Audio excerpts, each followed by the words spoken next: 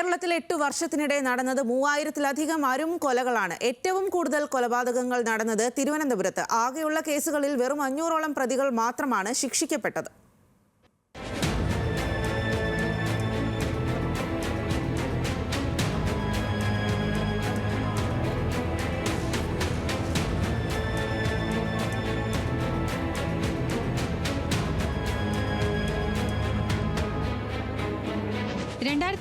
May മുതൽ 2025 March മാസം വരെ സംസ്ഥാനത്തുണ്ടായ കൊലപാതകങ്ങളുടെ എണ്ണം ഞെട്ടിപ്പിക്കുന്നത്.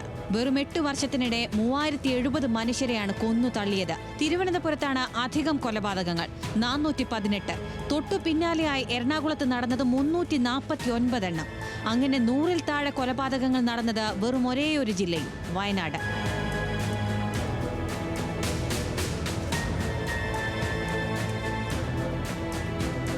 ആകെ കേസുകളിൽ 52 എണ്ണം ലഹരി കൊലപാതകങ്ങളാണ്. 18 എണ്ണം ഗുണ്ടാ സംഘങ്ങൾ തമ്മിൽ കുടിപ്പക തീർത്തതും.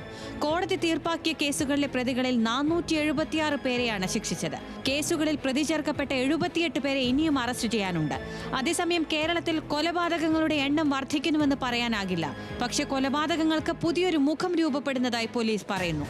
ആസൂത്രണമില്ലാതെ, ഉദ്ദേശമില്ലാതെ പെട്ടെന്ന് പൊട്ടിത്തെറിക്കുന്ന കൊലപാതകങ്ങൾ. ഒറ്റപ്പെട്ട സംഭവമല്ലാതായി മാറി സംസ്ഥാനത്ത് കൊലപാതകങ്ങൾ.